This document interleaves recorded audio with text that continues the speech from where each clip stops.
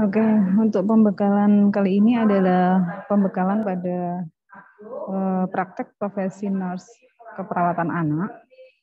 Jadi ini kita mulai ya, yang hadir baru 50% karena sudah sore 3:30 biar tidak terlalu lama ya. Jadi kita mulai di sini, bismillah ya. Semoga kalian ini minggu depan adalah awal dari praktek profesi ya. Semoga nanti lancar semuanya, tidak ada kendala yang berarti, dalam artian nanti pasti ada aja kendala, tetapi dengan harapan nanti bisa langsung segera diatasi ya. Untuk keperawatan anak pada Departemen Anak, pada praktek profesi nurse kalian, di sini adalah selama 4 minggu ya. Jadi selama 4 minggu, yang kemarin 1 minggu sudah dilakukan secara daring ya. Jadi ini adalah tinggal 4 minggu. Bentar, saya share screen dulu. Udah nampak ya.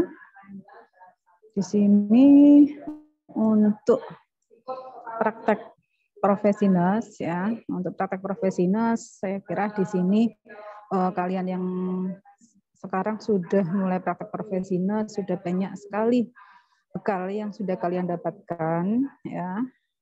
Yang kalian sudah dapatkan pada saat mengemban, pada saat perawatan. Jadi ini beberapa hal yang harus kalian pahami tentang kondisi biopsikososial, kultural, spiritual, ya. Review kembali asuhan keperawatan anak, review kembali tentang asuhan keperawatan neonatus, ya, tentang perkembangan anak, ada neonatus, bayi, toddler, prasekolah, sekolah, dan remaja. Nah ini harus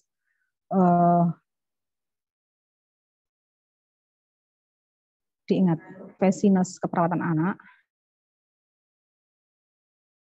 di sini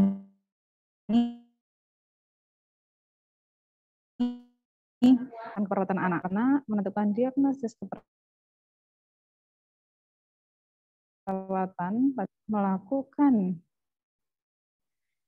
atau melakukan implementasi dan melakukan evaluasi.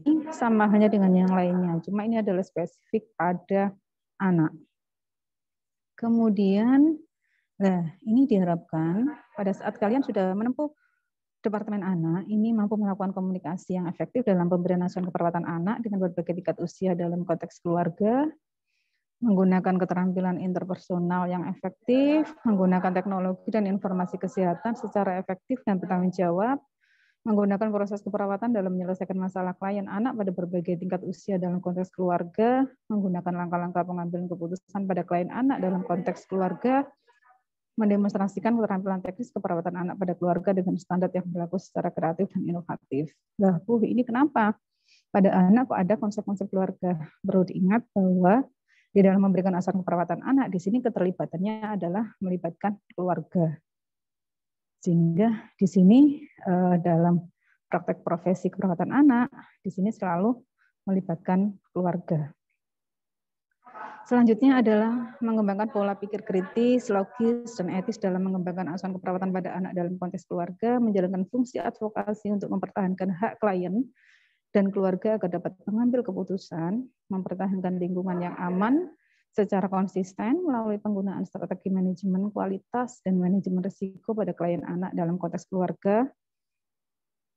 Kemudian memberikan asuhan keperawatan pada anak dengan pendekatan manajemen terpadu kualitas sehat dari masyarakat, mengembangkan potensi diri untuk meningkatkan kemampuan profesional, berkontribusi dalam pengembangan profesi keperawatan, dan menggunakan hasil penelitian untuk diterapkan dalam pemberian asuhan keperawatan pada anak. Karena ini kalian juga ada tugas KTI di akhir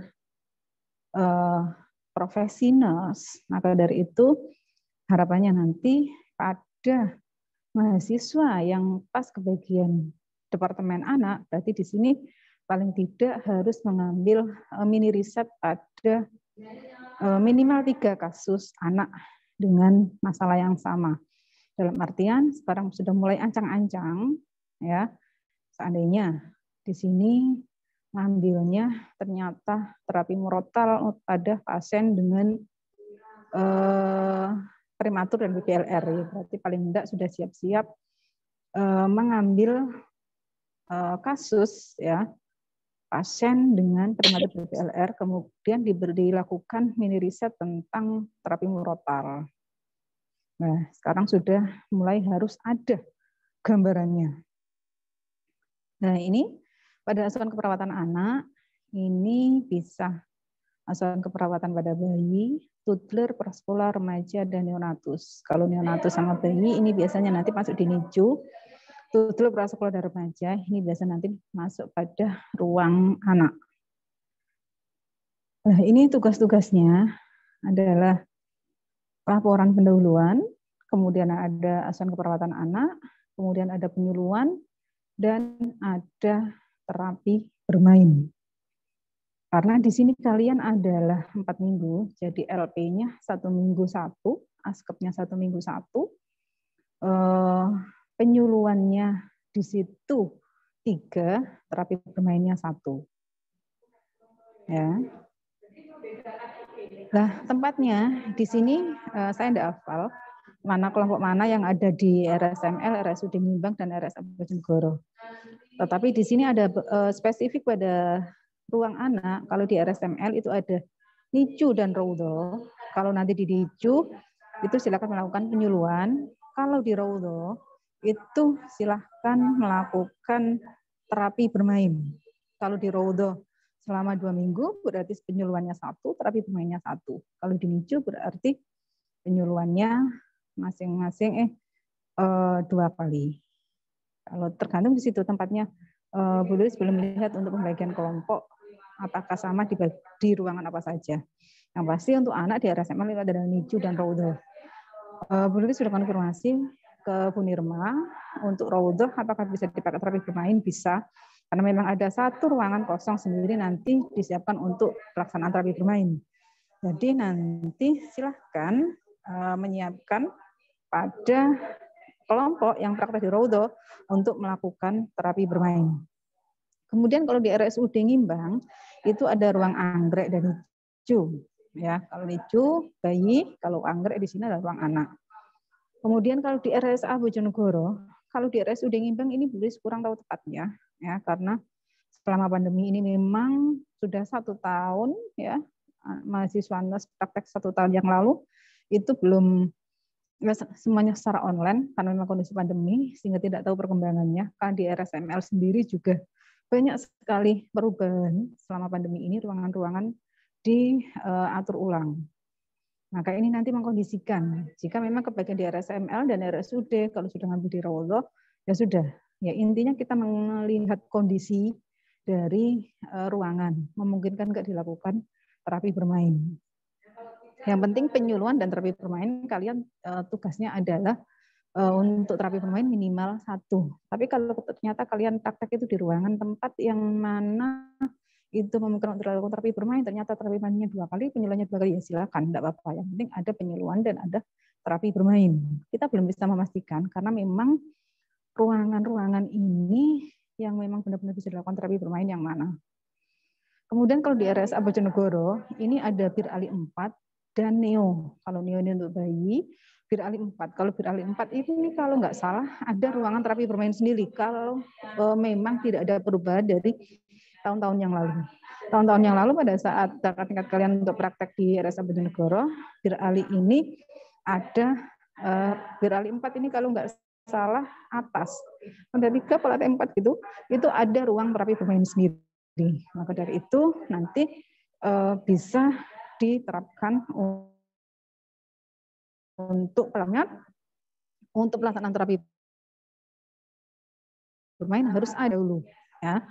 Proposal terapi bermain bahkan adalah kalau memang ada skripsi kalian yang kemarin itu memang digunakan untuk bisa diterapkan untuk terapi bermain, ya udah nggak apa-apa, silahkan digunakan. Tapi kalau enggak silakan mengambil dari jurnal. Diharapkan alat-alatnya yang digunakan adalah kreativitas daripada mahasiswa itu sendiri. Kemudian, nah ini proses pelaksanaan bimbingan praktek profesi. Nah, di sini dari mahasiswa dilakukan identifikasi pasien anak. Silahkan nanti biasanya kepala ruangan sudah mengidentifikasi pasiennya apa saja sehingga nanti bisa dibagi dan bisa ditentukan LP-nya apa. Ya. Sehingga mahasiswa nanti bisa membuat LP sesuai dengan arahan dari pembimbing. Seandainya diidentifikasi ada pasien diare, DHF, kemudian kejang demam, ada febris, ya. Ternyata di situ ada DHF, lah ada 5. Lah pas dibagi mahasiswa A mendapatkan DHF, ya udah berarti bikin LP-nya adalah DHF. Kemudian setelah bikin LP, di sini ada pre-conference dengan pembimbing, silakan kontrak, ya. Maksimal hari Rabu itu sudah ke pembimbing lahan masing-masing. Kalau memang pembimbing lahan itu belum bisa, yang penting kontrak seandainya dikumpulkan, ya udah dikumpulkan. Jadi bukan karena mahasiswa belum selesai, tapi karena memang kesibukan dari pembimbing lahan, tidak apa-apa dikumpulkan. Yang penting di situ kalian sudah selesai di dalam membuat LP. Kalau nanti sampai post conference baru LP, ya enggak apa-apa, enggak masalah. Yang penting tugas kalian sudah terlaksana. Ya, nanti silakan kontrak waktu. Memang kalau seandainya hari Rabu disuruh untuk mengumpulkan LP-nya, ya sudah dikumpulkan. Nanti sambil kontrak waktu kita bisa pre-conference kapan Bu? Nanti saya hubungi, nanti saya kasih tahu selanjutnya, ya udah. Berarti kalian untuk hari berikutnya silakan konfirmasi. Seandainya kok kegiatannya ternyata padat, ya udah nanti berarti silakan sekalian dengan post conference sekalian dengan askepnya, ya. Jadi melakukan pengkajian dan pemeriksaan fisik, kemudian membuat asuhan keperawatan anak, melakukan implementasi, kemudian melakukan evaluasi, melakukan post conference dengan pembimbing, kemudian dari post conference di situ nanti ada beberapa banyak masukan sehingga mahasiswa bisa melakukan perbaikan dari LP dan asuhan keperawatan sesuai dengan arahan dari pembimbing. Akhirnya apa diharapkan sudah ACC ditandai dengan tanda tangan dari pembimbing pada lembar pengesahan. Ya.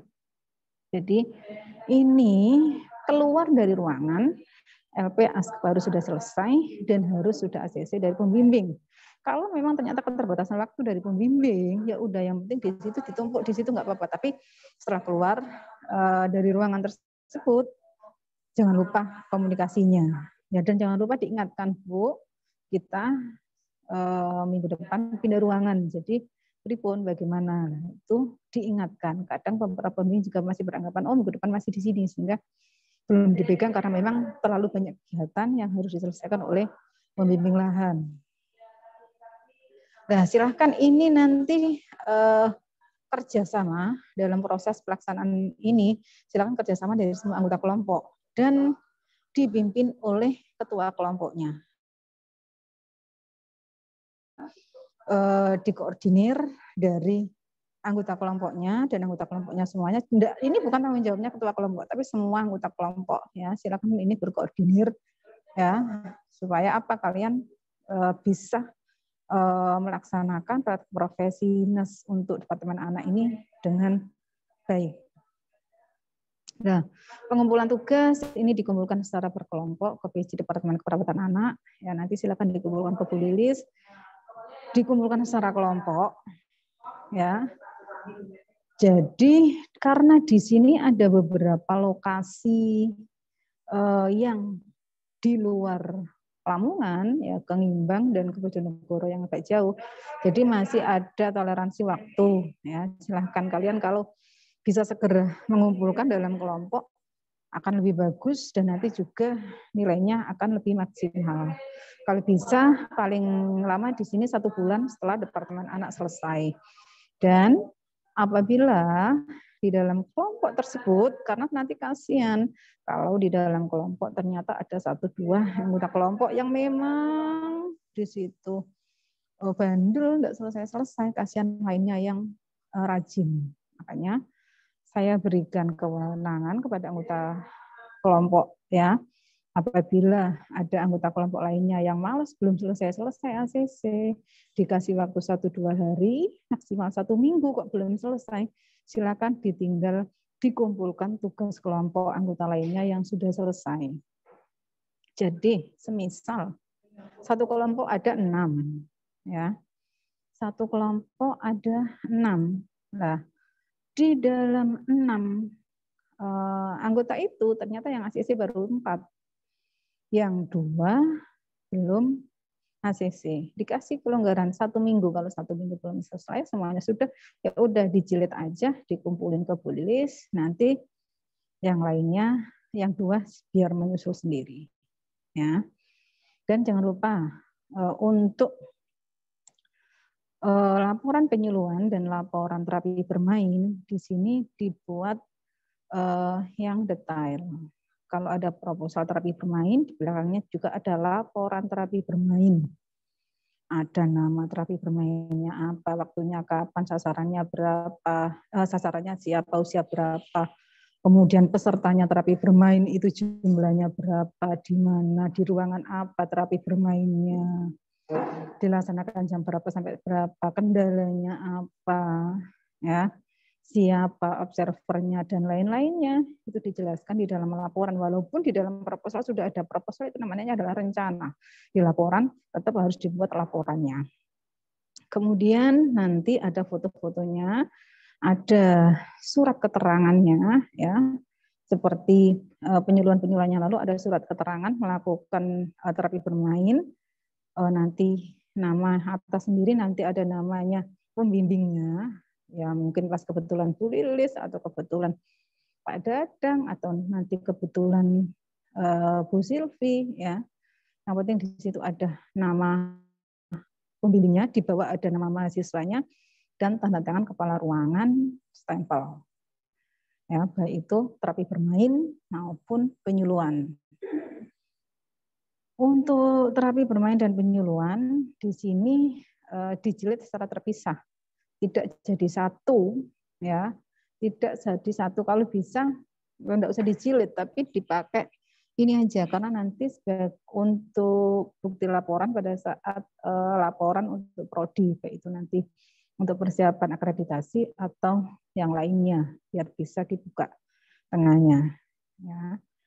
Untuk yang LP Askep, ya itu nanti dijilid warna pink untuk keperawatan anak, ya. Dan ada LP Askep, oh ya kelewatan, ada LP Askep sama ada resum, ya. Ini kelewatan ada resum, ya. Format resumnya sama saja, ya. Seperti sebelum-sebelumnya, nanti ada resum jadi 1 LP, 1 Askep, dan ada 2 resum, ya. Resum di situ silahkan. Askepnya temanmu, ya pasiennya temanmu kamu pakai resum silahkan. Ya, karena tidak mungkin untuk untuk berbeda semuanya.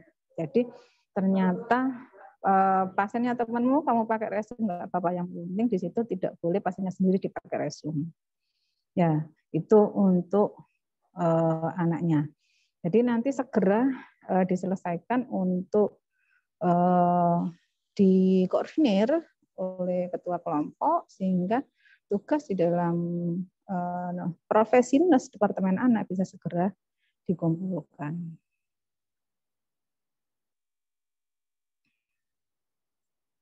Mungkin itu pengarahan dari saya.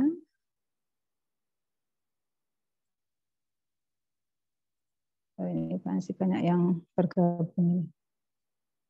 Untuk praktek profesinas Departemen Anak, ada yang perlu ditanyakan? Silahkan. Bu mau tanya, untuk Departemen Anak ini enggak ada apa itu namanya seminarnya ya? Ada apa enggak? Seminarnya ada, sama ada. Kan udah dibagi ya. Tapi kan tidak semuanya kelompok kan. Ada kelompok ini. Udah lihat belum pembagiannya? Belum ada Bu untuk pembagian seminar. Nah, saya biasanya Bu Vivian itu sudah ada kok. Untuk pembagian seminar ada tandanya. Ada seminar, ada ujian. Lah itu silahkan kontrak. Ada tandanya. seminar, ujian, bentar. Izin Bu, mungkin bisa dijelaskan untuk pembuatan proposal seminar dan lain-lainnya gitu Bu. Bentar, saya lihatnya pembagiannya ya.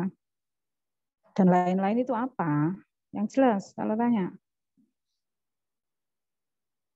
Ya seperti mungkin yang untuk seminar itu jurnal yang digunakan, jurnal internasional atau gimana gitu loh Bu.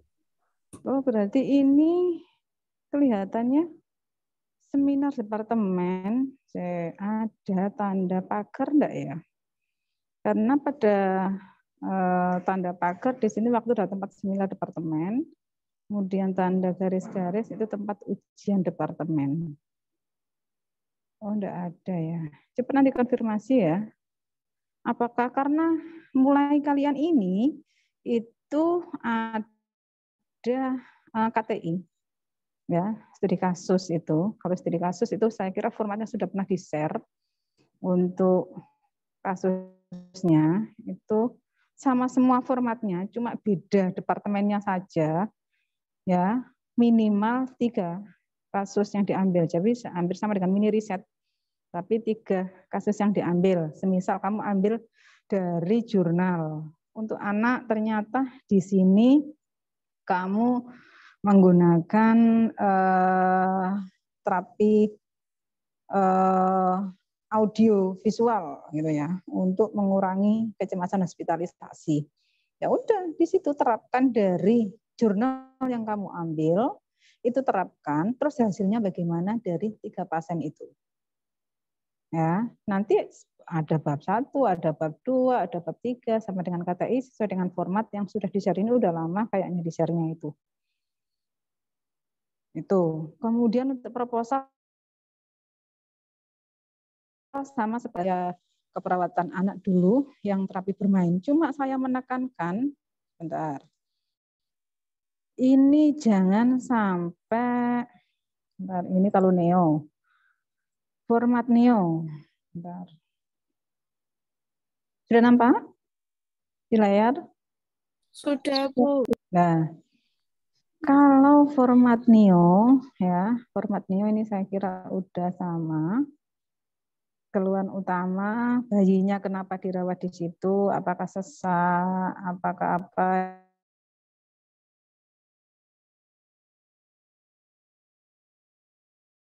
Di neo itu kan dia lahir di situ. Kalau nggak lahir di situ berarti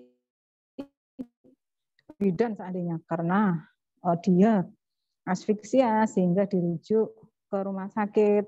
Nah, lahirnya tanggal berapa?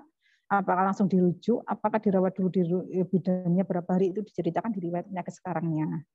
Kalau ternyata dia lahir di situ, langsung ternyata dibawa ke ruang NICU, ya ceritakan kenapa di ruang NICU. Kalau kondisi ibunya bagus, kondisi janin bayinya itu bagus, biasanya dia dilakukan rawat gabung. Dia dirawat di NICU itu apakah karena kondisi bayinya bagus sehingga harus dirawat di ruang NICU. Kemudian riwayat penyakit dahulu ini jika ada, seandainya kok sudah lahir beberapa hari, ya karena memang neo itu kan 0 sampai 28 hari. Mungkin sudah di rumah, ya riwayat beberapa hari yang lalu ada ditulis di sini. Riwayat penyakit keluarga ini kaitannya dengan penyakit genetik, ya seperti hepatitis B atau penyakit menular, TB. Pasiennya kok sesek ya, lahir enggak sesek, dia cukup bulan, dia enggak BPLR. Nah, sekarang kok jadi sesek ya. Mungkin dari faktor-faktor penyakit genetik maupun penyakit menular. Riwayat alergi juga dicantumkan. Imunisasi, ya imunisasi ini yang sudah didapat apa? Apakah HB0 saja, ya, atau dia sudah dapat polio dan BCG. Kemudian riwayat kehamilan, benar, saya besarkan. Riwayat kehamilan ini adalah kehamilan pada saat ibu sudah bersalin. Ya.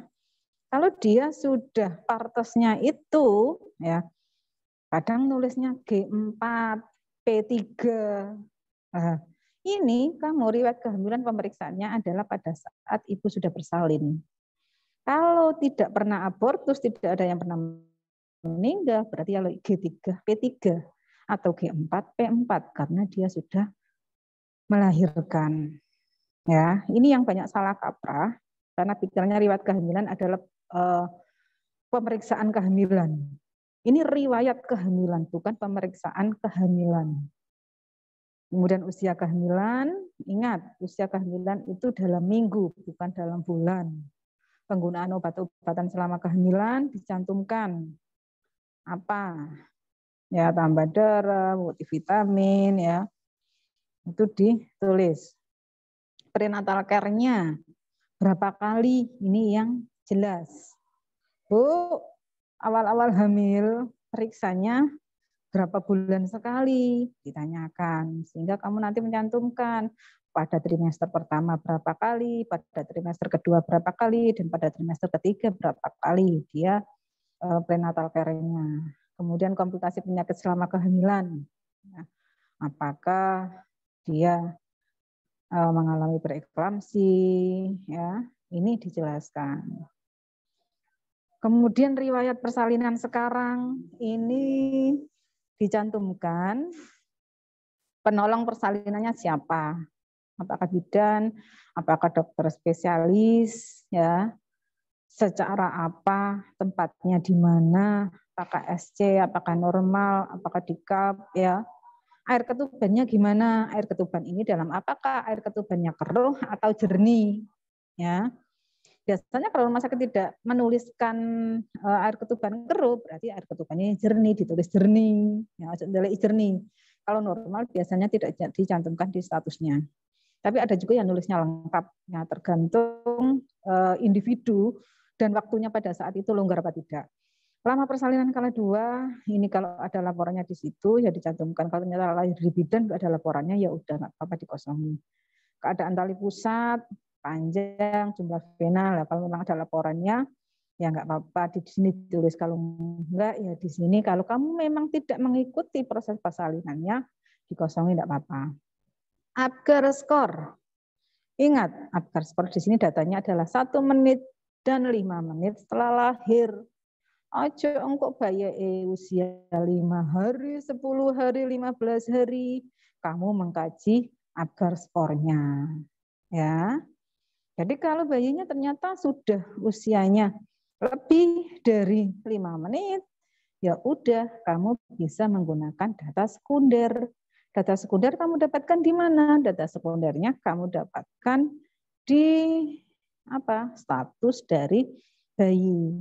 Laporan persalinan ya dari bayinya itu. Nah, lahir langsung meleset apa enggak, ini nanti pasti ada laporan Apgar skornya, kecuali dia rujukan ya. Atau dia lahir di bidan enggak ada, ya udah enggak apa-apa dikosongi, tapi nanti di sini ya nilai Apgar dicantumkan bayi lahir di bidan desa.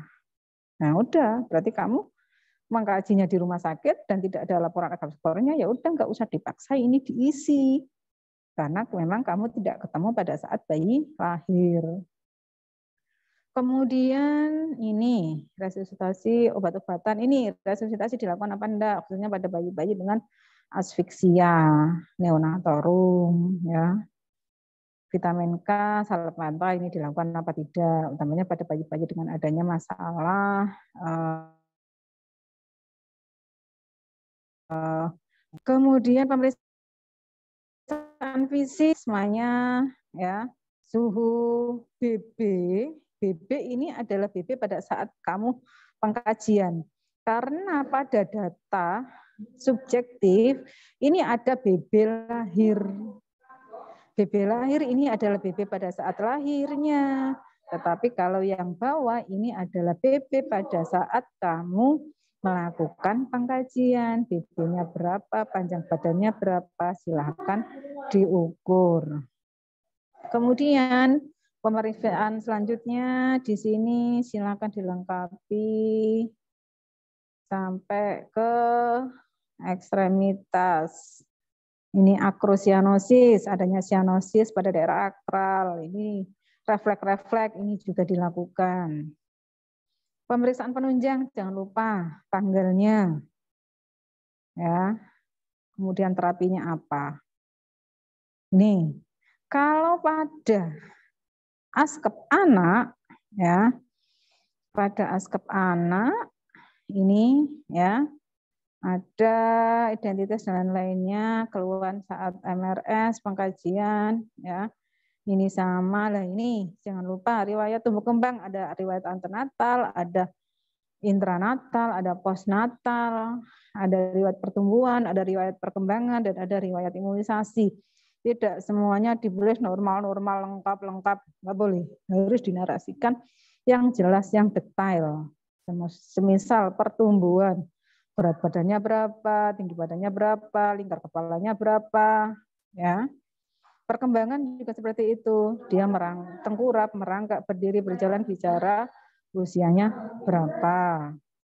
Kalau memang ada masalah, ya udah berarti di sini harus diidentifikasi perkembangannya, dideteksi perkembangannya. Riwayat imunisasi dijadwal 0 sampai 7 hari dapat apa ya. Di situ seandainya dapat HB0-nya bukan di usia 0 hari, ternyata dia lahir di bidan, dia dapatnya pada hari ketiga, ya udah dicantumkan 3 hari dapat HB0, terus dan seterusnya di bawah. Ini pola-pola kebiasaan pemeliharaan kesehatan, ada nutrisi, istirahat, aktivitas, eliminasi, personal hygiene, ya. Kayak nutrisi, ini kalau pada anak, ini tidak hanya makan, tetapi bisa dari susu. Ya. Kemudian pemeriksaan fisiknya, pemeriksaan fisik ini dilakukan, inspeksi, palpasi, perkusi, auskultasi, analisa datanya, data fokusnya jangan lupa, di SDO-nya ada data mayor, data minor, dicantumkan mana yang data mayor, data minor. Makanya di sini kamu harus ngerpe SDKI, bawa kemana-mana itu SDKI.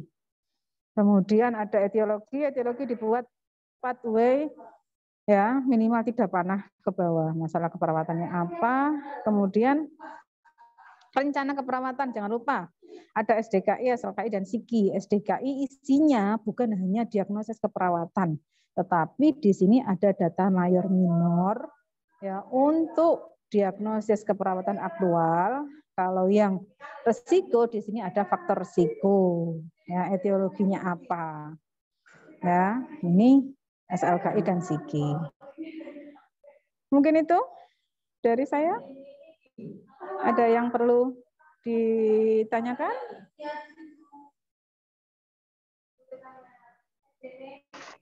Bu, saya mau tanya. Ya. Bu, untuk konsul yang KIA-nya itu nanti seiring berjalannya waktu pada saat praktek gitu ya, Bu? KIA apa?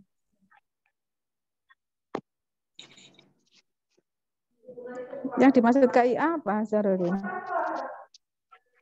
Yang ini loh, Bu, yang apa karya ilmiah akhir itu loh, Bu. Oh, tugas akhir. Nah, itu sebenarnya kalau sebelum ini kamu sudah mulai konsul masalah ke pembimbingnya. Ya. Dalam artian kamu mau ngambil apa? Oh, saya sebelum ini seharusnya kamu sudah punya ancang-ancang. Bu, karena waktunya ini, seandainya, oh ini banyak pasien diare. Ini banyak pasien muntaber. Ya, anak-anak sekarang itu. Oh, saya ngambil diare bola. Sekarang sudah mulai shopping. Shoppingnya apa? Shopping jurnal. Hasil penelitian itu bisa tidak kamu lakukan untuk mini riset kepada pasienmu nanti. Jadi paling tidak kamu sudah punya ancang-ancang di situ. Saya nanti ambil ini. Ternyata pada saat pelaksanaan profesi nurse, oh tidak ada. Ternyata yang banyak sekarang adalah pasien ini. Ya udah, mulai ancang-ancang itu dilakukan mini riset di situ. Itu tugas individu dan itu nanti ada ujiannya, ada presentasinya. Ya udah, berarti semakin cepat kamu semakin bagus. Kalau yang sudah dapat segera konsultasikan. Masalahnya, Bu, saya ngambil ini. Kamu praktek minggu pertama, Bu, saya menemukan ini. Ya, pasien 3 dengan ini kondisinya, ya udah lakukan. Kalau kamu bisa melakukan mini riset ya udah dilakukan aja mini riset itu.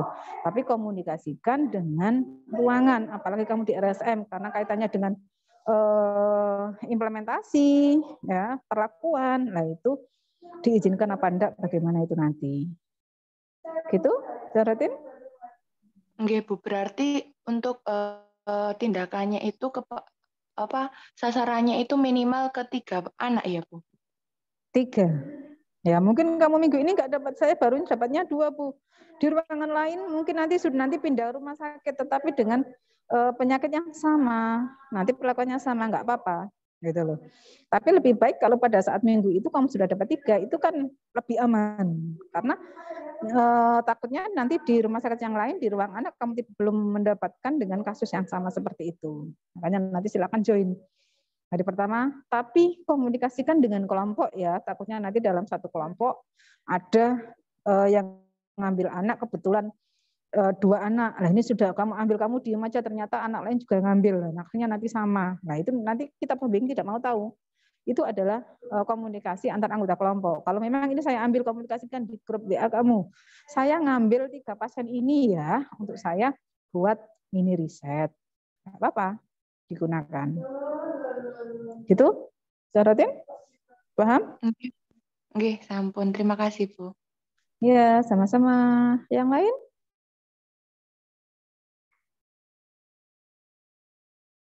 Paham enggak? Tidak menerima pertanyaan selain pembekalan hari ini. Jadi nanti pada saat bimbingan, Bu ini gimana? Tugas akhir saya udah dijelaskan di pembekalan ini. Kalau nggak hadir, ya resiko ditanggung individu masing-masing. Sudah cukup? Insya Allah, Bu. Insya Allah cukup ya. Bismillah ya. Kalian minggu depan, minggu pertama untuk praktek profesi nurse. Semoga semuanya lancar, sehat semua. Jangan lupa ya, protokol kesehatan, patuhi peraturan yang sudah ditetapkan oleh masing-masing rumah sakit. Jangan melanggar. Kalau memang ada kendala yang di situ sangat berarti, komunikasikan dengan pembimbing. Jangan memutuskan sendiri. Ya, ternyata kamu melakukan kesalahan apa-apa, sampaikan ke pembimbing. Jangan diputuskan sendiri. Supaya apa? Nanti pembimbing bisa konfirmasi ke pembimbing lahan untuk penyelesaian masalah itu. Itu ya, kita tutup pembekalan kali ini dengan doa kafaratul majlis dan alhamdulillahirabbil alamin, subhanaka allahumma wa bihamdika asyhadu alla ilaha illa anta astaghfiruka wa atubu ilaik. Assalamualaikum warahmatullahi wabarakatuh. Waalaikumsalam. Terima kasih. Ya, sama-sama. Saya N ya. Nggih, Bu.